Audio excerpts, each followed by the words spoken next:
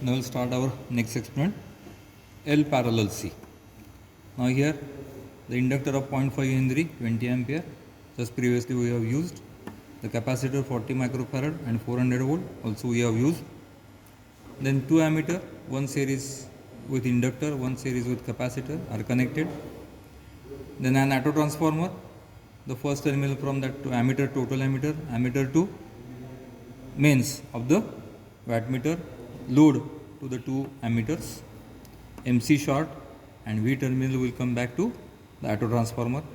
The two terminals, remaining two terminals of inductor and capacitor are again connected to the second terminal of the auto transformer. Now what is the ranges of the meter? So for that we have to calculate the value of XL and XC. Just we have calculated here.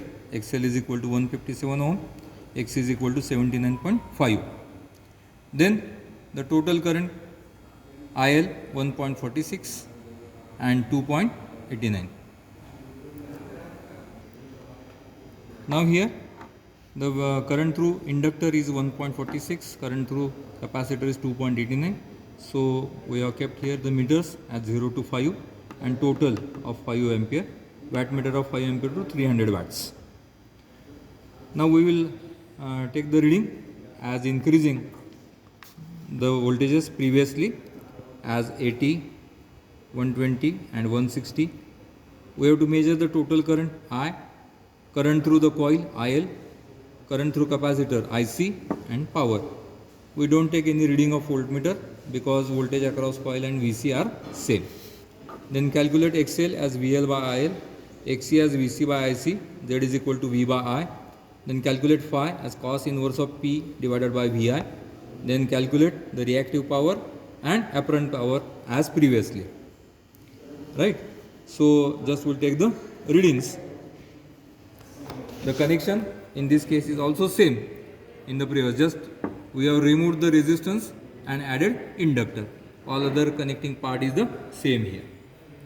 Now directly we will take the reading in this case, L parallel to C.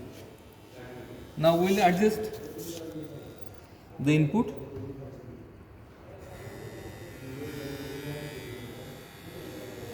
To 80 volt,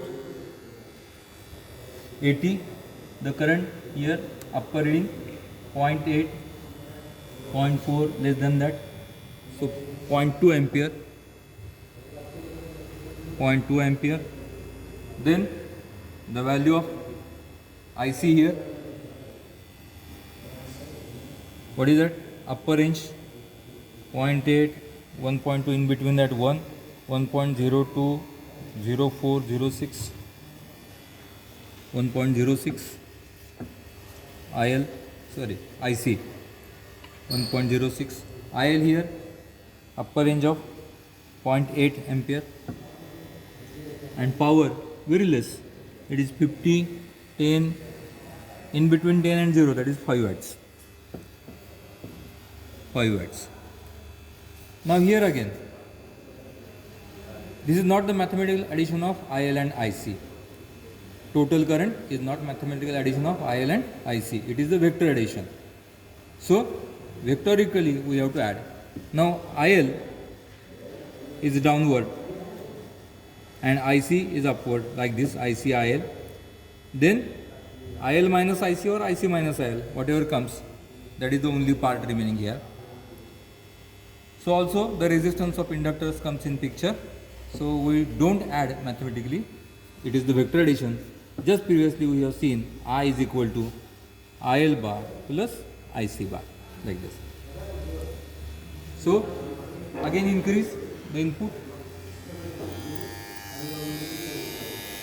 to 120 volt.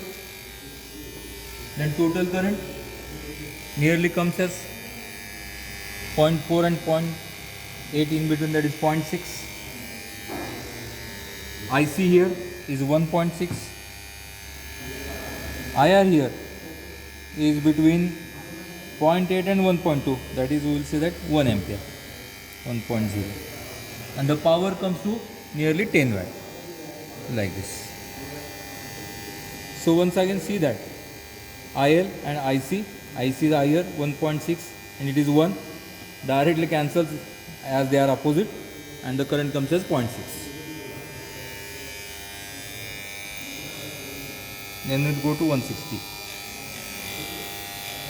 160 input. The total current comes as 0.84. 0.84.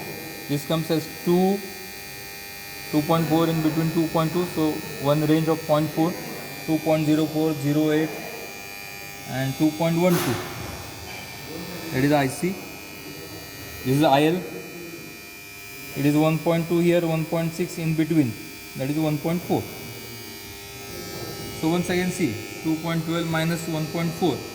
It nearly comes as 0.8. And power now increased to 15 watts.